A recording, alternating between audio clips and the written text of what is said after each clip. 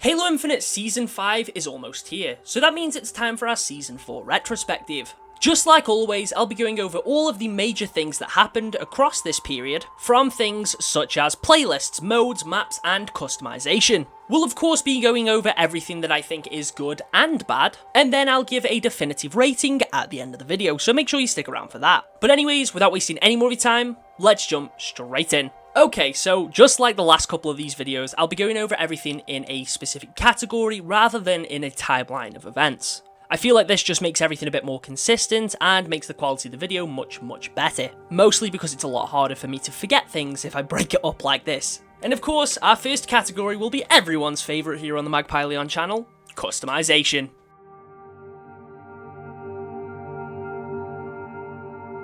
There is of course a lot to talk about here. When the season itself launched, it released with the brand new Hazmat armor core that was free to all players. There was also a brand new battle pass and a few extra cadet coatings. It's also worth noting that the Hazmat coating itself that was default on that core was actually granted to every other armor core too, which was nice to see, and honestly just made me wish that they did the same thing last season with both Mirages and Chimeras. I still find it very weird that theirs are the only coatings that aren't on every core, that are like cadet coatings that are default coatings. But anyways, this season there was no new fracture. That is because instead 343 opted to expand upon the Yoroi core, which I'm actually a big fan of this.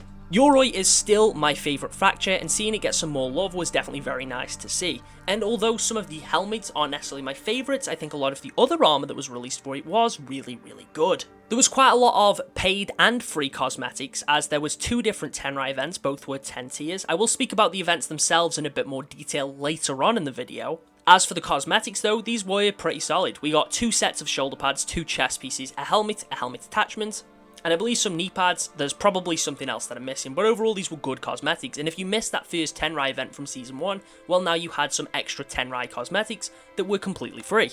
And all of these new Tenrai cosmetics did apply your coating too, which was great. The new Heavens set, which has like a shoulder part, a set of shoulders, a chest piece, a utility piece. Overall, I think it's one of the best looking sets in the game. That is not just for Yoroi, I absolutely love how this chest piece and these shoulder pads look. Aside from the fracture, we also did have the brand new Hazmat core, which I mentioned earlier. This does have some divided opinions on it. Overall, I think it's a pretty nice core. Definitely not my favourite, but it has some really cool cosmetic options. We had this Hazmat Mark 6, which I thought looks great, and you actually unlock it super early on in the battle pass too. Hazmat also had quite a lot of free and paid cosmetics. There was two events, there was free stuff in the battle pass. Overall, you got a lot here. And then of course, just like every season, the Mark 7 also got plenty of new cosmetics too. Now it actually has some chest pieces that apply your coating. I think as a whole this was a pretty good season for the Mark 7. Not in terms of its helmets. I think again the helmets I'm a bit mixed on. I don't think they're bad by any means necessary, they're just not my favourites. But that is definitely dependent on your personal opinion. As far as the chest pieces, shoulder pads and all that sort of stuff go, I think these were absolutely some great additions. We had some Mark 6 shoulders, we had that Halo 3 pilot chest piece which applies your coating, looks amazing. And yeah, there was definitely some really cool cosmetic items released. As for the battle pass itself, like I say, there's 100 tiers just like every other season. There was definitely plenty of free goodies and there was a lot of really cool stuff in the paid pass too. It also came with a new purchase bonus, just like Season 3's. This time around you got an armor coating for every armor core, and a brand new weapon model. They really went full swing with weapon models this season, and most of them look absolutely amazing. Rather than just changing a small part of your weapon, almost all of them felt completely remodeled. And they actually did release some of these for free too. There was an assault rifle one in one of the Tenrai events, there was a battle rifle one and a sidekick one in one of the Cyber Showdown events too. And then yeah, there was the purchase bonus for the assault rifle, there was a battle rifle and a bulldog model in the battle pass, and then there was a few others that were tied to the store. And fingers crossed we get more weapon models like this next season, and maybe even some vehicle models too. We've mentioned the store a couple of times already, so it's worth noting the store actually underwent a pretty huge change. The UI was completely different, and it was also expanded on quite a bit. You would have weeks where there was just a lot of different offerings, which was nice to see. Definitely reduces FOMO, gives more choice for the players. And of course there are still plenty of bundles that are permanently available through the customization menu. The only issue I have with this is a lot of players actually don't realize this is something that is there. A lot of people don't realize that there is this many bundles that are permanent because they are such a chore to actually get to. On some of these shop videos I upload weekly, I'll have people that say, when are they going to bring back the ODST coating or that coating? And then I always kind of like have to respond with, well, that thing is permanently available, you just have to go into the cosmetics menu. So I think in future it would be good for 343 to make this a bit more obvious. Now, the pricing with the store was definitely all over the place. We had some really, really good bundles, like the BRX Lightfire bundle. The pricing on that was completely fine. And then you had some that were just ridiculous, like the Farkas one for Hazmat. Some of them just really overcharged you for the cosmetics you were getting, which was just so weird when you had some really, really well-priced ones too. A lot of the bundles I did skip out on because chances are we'll probably see them on sale next season. We did also actually get a free skin on the store at one point in the season tied to a book release. The Halo Outcasts novel was obviously centered around the Arbiter and Olympia Vale, and with this, when the book released, for 2 weeks you could get the Arbiter's Guard coating on the store. You would unlock it for every core, and it was completely free, and this was also pretty damn cool. So overall, it seemed like there was a lot of improvements in regards to customization, and there was a ton of free offerings, whether that be from the new cadet coatings, stuff in the battle pass, stuff in the events, or even free things offered on the store. Now, one thing in regards to customization that people are still asking about is obviously cross-core, and apart from some of the new coatings being available on everything, that is still nowhere in sight, which is extremely disappointing, but I do think in regards to customization, 343 have definitely made some improvements, like I mentioned prior about having some of the new chest PCs actually apply your coating. Hopefully they go back to some of the older armor and update them, because I think some of those PCs would genuinely really benefit from it. And I don't know yet whether or not the current coatings being released, they say they're cross-core in the bundles, but I don't know if that means they're going to be on every future core. If that is the case, then I can definitely justify the prices of these coatings a lot more than I currently can, but I am still a bit skeptical, but we'll find out as soon as the new season releases. And who knows, maybe Season 5 will actually contain some more cross-core too. One final little thing I do want to mention in regards to customization is the fact that, despite the fact we had new Tenrai events, there are still various cosmetics that were shown off in the first season that did not come out, and that makes me really sad. Oh, you can also see your spawn in the new main menu too, which was actually really cool because it made your spawn feel a little more important. This season, 343 also added some new things to Forge. First of all, we had the return of the classic Halo Reach Forerunner blocks that you could use in Forge mode. And I couldn't actually find these to show them off, but I'm pretty sure they're in there somewhere. We also got scalable particle effects this season, which was a nice addition, and also the water plane. This was one of the Forge features that was actually pretty hyped up, but upon seeing it, I wasn't really that excited. It was just a plane of water that you could place in your map, and yes, it would make it look like there's water there, but there wasn't really a lot you could do with it. It didn't react to bullets or movement, and even if you submerge yourself underneath it, it didn't really look like you were underwater, which was a little bit disappointing. However, 343 did eventually add reactive water plane. God damn. Yes, as Halobox kindly stated, they added a reactive water plane, which would actually react to your bullets and your movement. Overall, it was essentially the same thing. Both can be scaled, both look like water, but one actually reacts to your bullets. Now, it was a little bugged, and it might still be. When I was messing around with it wasn't reacting to me walking through it. But this is still much better than the one we originally had at the start of the season. And these definitely added a bit of flair to some people's Forge maps too.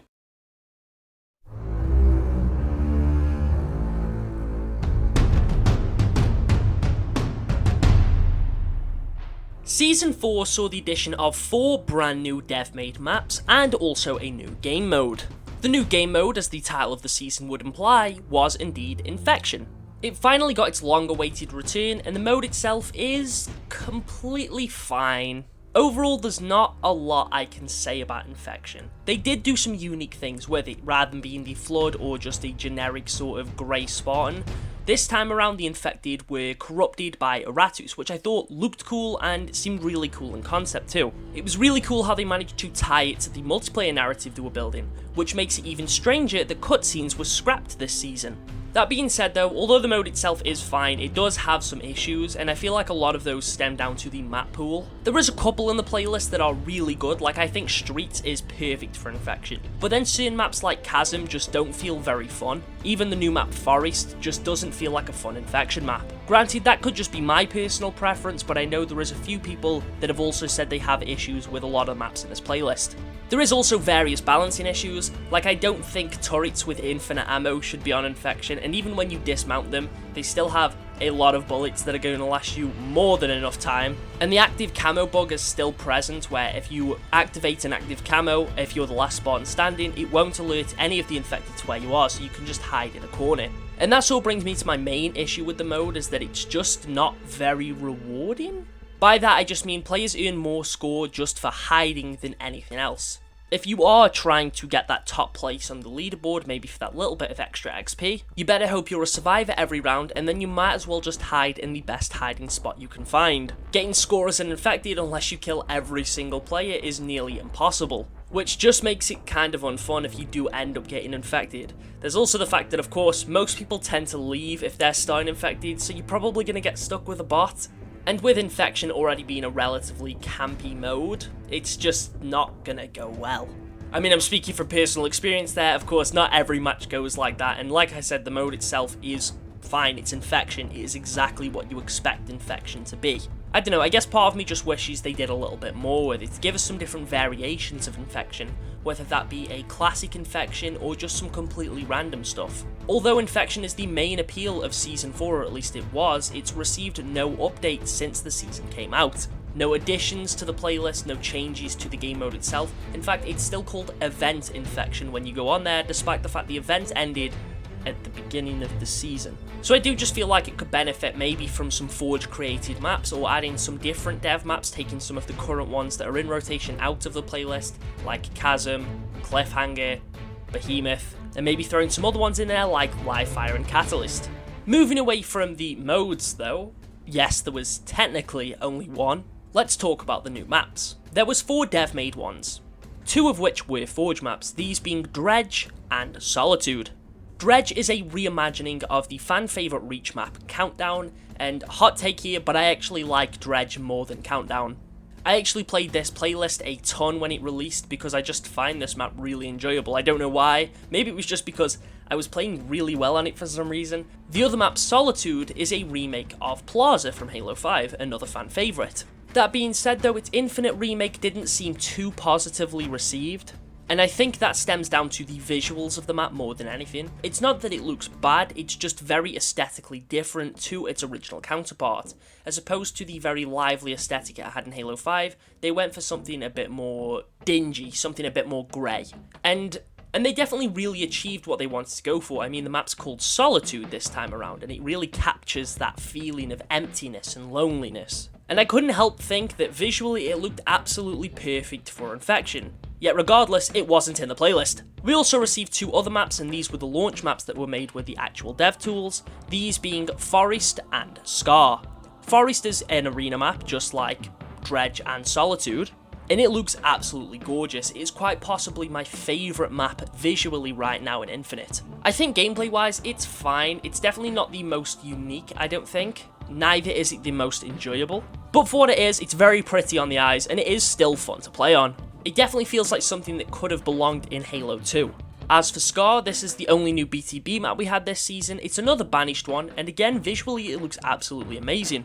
When I first saw it, I was a little bit skeptical that this was going to be like a Breaker 2.0 situation, but I ended up actually kind of enjoying Scar. As of this point, I still haven't played on it much. I did play a little bit when it had its own feature playlist, and I've had a couple of matches on it here and there in heavies and regular BTB. And although it's no Oasis, this is still a fun BTB map. Vehicles don't feel as useless on here as they do on Breaker. Another thing that makes this map really cool is that you can get Escherum's axe too. I just thought it was kind of cool to see this in a multiplayer map, and not on Fiesta or anything like that, it's just there. But yeah, Scar itself, it's definitely not the best map by any means, but I do think it was a solid addition to the BTB lineup. It's just very disappointing that we know we're not getting another one in Season 5. At least we know currently that we're not getting another one. Now, technically speaking, those weren't the only new maps added to the game this season, as we received a ton of community content. First of all, there was the addition of the Squad Battle playlist. This was essentially a more classic big team battle experience, only having 8 players per team as opposed to Infinite's 12. But upon its release, it utilised 3 different Forge maps. Valheim, a remake of Valhalla, Kasuni Bay, a remake of Zanzibar, and Rat's Nest, a remake of Rat's Nest. All 3 of these remakes were pretty solid, and the playlist launched to pretty high praise. It had a lot of people talking about the game again, and most people really enjoyed playing it. The modes themselves, of course, weren't really anything new, but having this fresh big team battle experience, even though it had reduced players, but it brought back these classic maps, it felt new yet simultaneously nostalgic. And not long after its launch, the playlist received an update with the addition of Exile and Waterworks.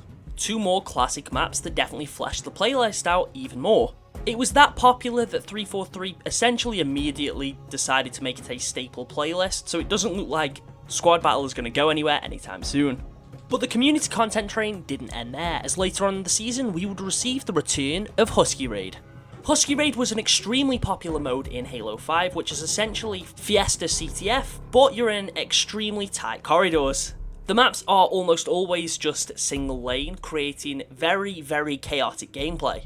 And this playlist launched with 8 different Forge maps. It also released at the same time as the Containment event, but I will speak more about the events later on in the video. The maps in this playlist were Corpo, Megapolis, Ronin, Scarlet's Landing, Small Haller, Aqueduct, Disciple, and of course, the best one... Smallhuller. What? No, I was talking about Diminished. Yeah, but Smallhuller is better.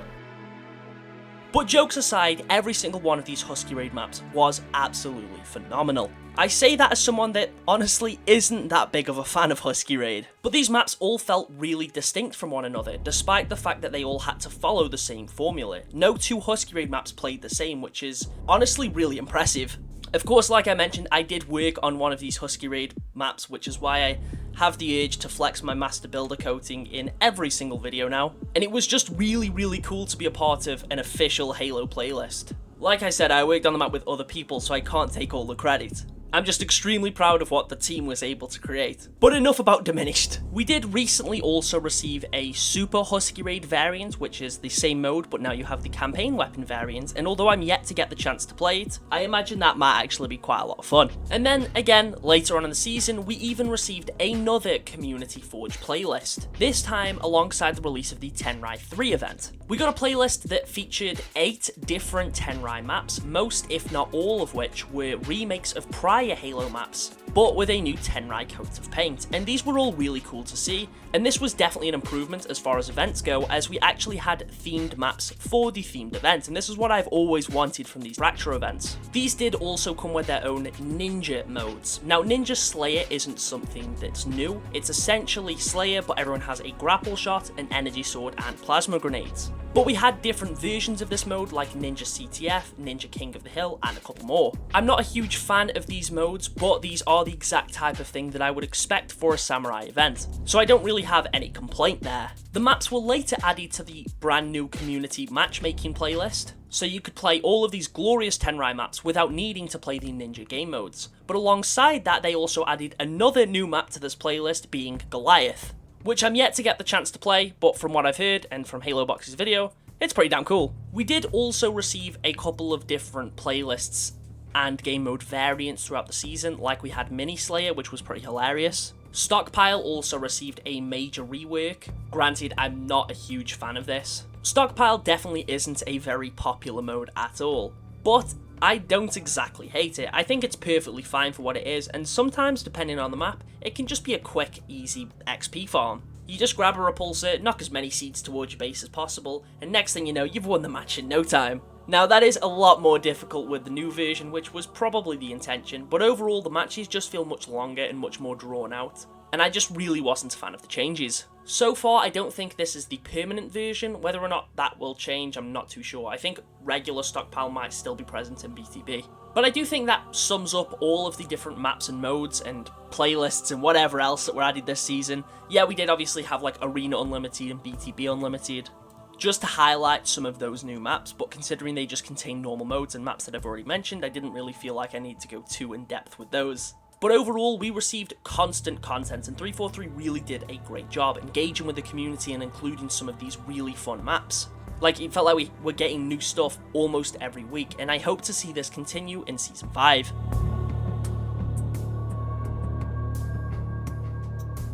As far as Sandbox additions go, there wasn't really much this season. We had 2 new pieces of equipment, starting with the Threat Seeker. The Threat Seeker, as the name implies, seeks out threats.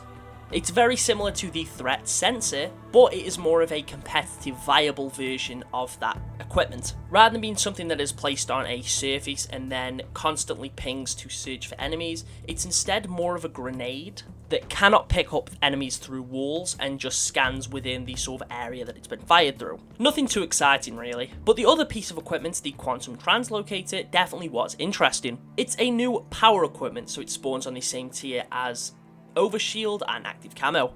And this is actually the default equipment for any infected during a match of infection, except the alpha infected, which have shroud screens. When activated, it'll set a point that you can travel back to whenever you're in danger. And then if you press the button again, you will teleport back to where you teleported from. So it can be used really creatively, but I'd argue it has a pretty high skill ceiling because you really have to know what you're doing with it, and I guess a little bit of luck's involved to hope that you're not going to get spotted as soon as you teleport back. I really wish we did receive some new weapon variants or a new weapon or vehicle this season, but the additions of these pieces of equipment were pretty fun.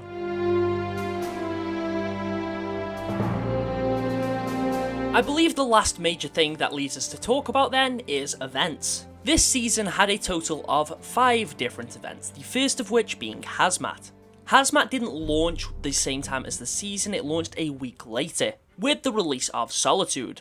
Other than that, there wasn't really anything too special about this. There was no specific game mode. It was just another cosmetic pass that let you unlock some rewards for your Hazmat armor core. The rewards themselves were fine, and like I said, it did release with the launch of Solitude, so I guess there was something there to make the event a little bit exciting. This was also the one that when teased, everyone seemed to think it was a Battle Royale teaser when 343 already confirmed the dates of the events, so I don't know, this was just kind of weird. The second event, Tenrai 2, also wasn't that exciting. That being said though, the cosmetics that were released here, in my opinion, looked phenomenal. I don't think it's any surprise that I'm a big fan of the Yoroi armor core, so having more items for that was really cool to see. The free stuff and the paid stuff were all great. We had that really cool super bundle with the dragon shoulders and the other Tenrai armor. And then even the free pieces of armor we got in that first Tenrai 2 event and the assault rifle weapon model were great. But yeah, other than some cool cosmetics, there wasn't really a ton to say about this one either. The sequel to Cyber Showdown is up next. This was the third event in the season. And again, this released with some amazing cosmetics. It wasn't really armor pieces, that being said though, we did get some new gloves. But it did contain 2 really cool weapon models, some nice weapon coatings, and a little bit more. However, although nothing came out with Cyber Showdown on the day of its release, the day after we did have the mid-season update, which brought the release of Dredge and a mid-season update with some bug fixes and other things. So overall, that did add to the hype level of this event because all of that was released at a very similar time.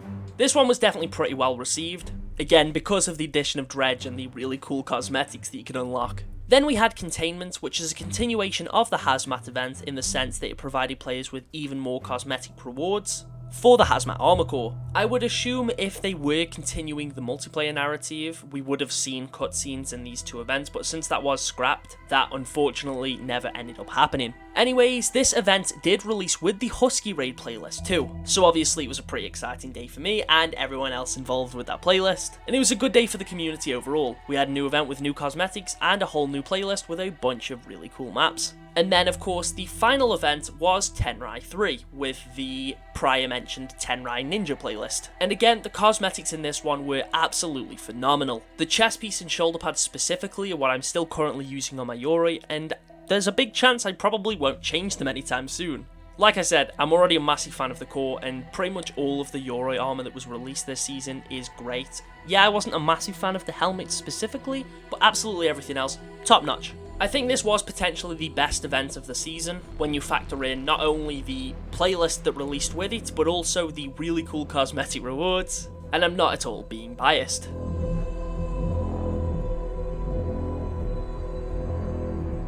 And with that, I believe that sums up every major thing that happened across Halo Infinite Season 4. It was absolutely another step in the right direction as far as handling the live service side of the game goes. And 343 are definitely doing a really good job at maintaining Infinite. The dev-made stuff and the community content that we received was absolutely phenomenal. The season released with some really cool maps. We had the Return of Infection, and we had some really cool community content too, as well as some new Sandbox additions, improvements in regards to the UI, store improvements, and various other things. I think as a whole, this was definitely a better season than Season 3, just because of the consistency and the quality of the content that we got overall. So I'd probably give Season 4 an 8.5 out of 10 in comparison to prior seasons. That being said, I actually cannot remember what I gave the Winter Update or Season 3, but obviously we recently had the Season 5 trailer and it looks great. I'm super excited, everyone else seems super excited, and I can't wait to talk about it more. Can't wait to get my grubby little fingers on cross-court helmets, and I'm probably going to have to grind to unlock that Master Chief Armor kit. But anyway, I think that does cover everything. If there is anything I've missed, make sure to let me know down in the comments. But with that, thank you all for watching, and I'll catch you all in the next one.